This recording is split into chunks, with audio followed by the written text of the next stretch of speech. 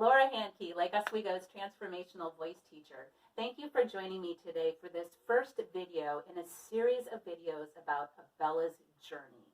Now, in this opening video, we're going to focus on the breath, which is a critically important topic when it comes to speaking that most speakers don't even think about. See, you really want to let the breath do all of the work for you. It simplifies the process enormously and is much healthier and effective vocal technique.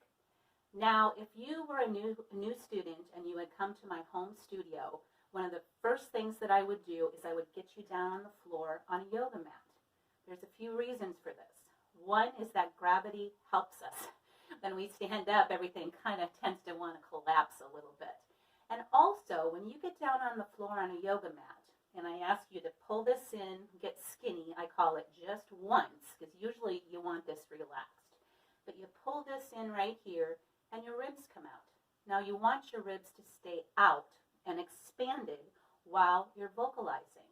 The reason for that, well, many reasons, but the primary one is that the diaphragm is attached to the bottom of the rib cage. It's like an upside down cup. And when the ribs are nice and expanded, that diaphragm stays stretched and taut, which gives you the most effective and efficient breath flow. So when you're down on the floor on the yoga mat, your ribs are out and expanded, and you breathe in. When you inhale, you should see your belly come up to the ceiling. That's another reason for being down on the floor. It makes it very visible. And this can be a little counterintuitive for some people. Reason being, a lot of us get a little nervous when we stand up to speak or to sing or to perform in any way. And a lot of times, the first thing that happens when you get a little nervous is this abdominis rectus muscle, which is the six-pack abs, that wants to clench. That just happens naturally when we're in some kind of a situation that elicits a bit of a fear response. So we need to learn to keep the ribs out, but this nice and relaxed, so that you're breathing with a relaxed core. So, again, easy to do on the floor on a yoga mat. However, there's another great way to watch your breathing when you're standing, and that is to put your hands together like this, place them over your navel, and when you inhale, those third fingers should come apart ever so slightly. So just close your eyes and try this a couple of times.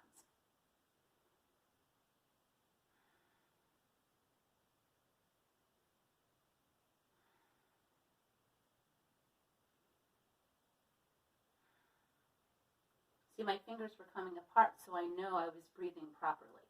The other thing is, I just took 3 slow, deep breaths. Guess what happened? If you did it with me, you'll know. I relaxed. Taking 3 to 5 slow, deep breaths with the relaxed core calms performance anxiety. It literally changes your brainwave pattern, so you're going from a beta state, let me reverse that. You're going from it's from a beta state to an alpha state, which is a much more relaxed brainwave state. So it helps take away your performance anxiety, and it prepares you for healthy and effective vocalization. Now, one thing I really want you to think about is that the breath is the river which is carrying the sound of your voice. Or you can think of it as a conveyor belt. Either term can be helpful for students. Again, like I said, you're letting the breath do all the work for you, and it's just coming through you and carrying the sound of your voice. As opposed to, now we talked about having tension in the core, a lot of people come to me also with tension in their throats. So they think that their throat needs to do all the work for them while they're vocalizing. So it's like, hi, I'm here today, and there's all this pushing that goes on in the throat. And I hear this from a lot of well-known professional speakers as well, but you really want to avoid that, because tension in any form in the body is the enemy of the vocalist. So other than keeping the ribs nice and expanded, you want everything else in your body to be completely relaxed. So there's no tension here. I've had a lot of students come to me lately with this particular problem. I affectionately refer to them as the throat squeezers. And now that is just something that you want to avoid. So focus on the breath being the river, which carries the sound of your voice. You can think of this right here as being your bellows. Wow! See how your belly is coming down as you're vocalizing. You take an inhalation, the belly gets nice and full and expanded, but then as you're vocalizing, it's coming down, and you have this consistent and constant flow of breath that's coming through as you're vocalizing.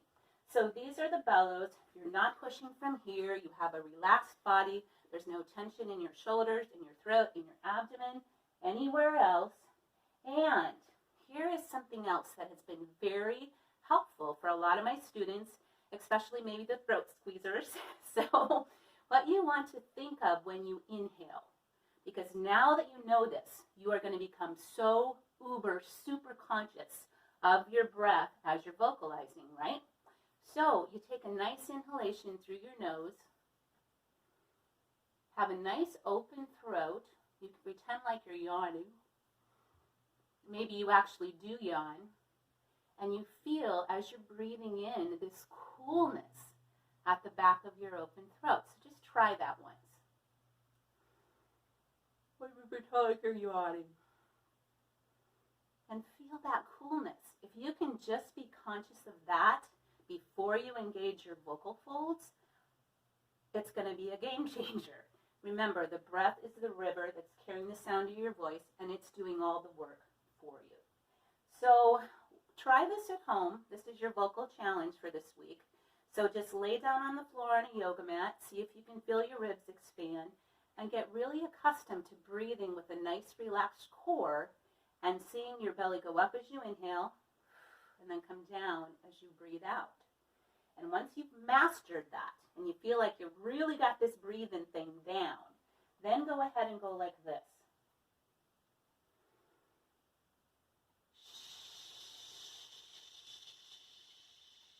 Like you're shushing a baby, right? And just let that happen all the way through the entire breath cycle.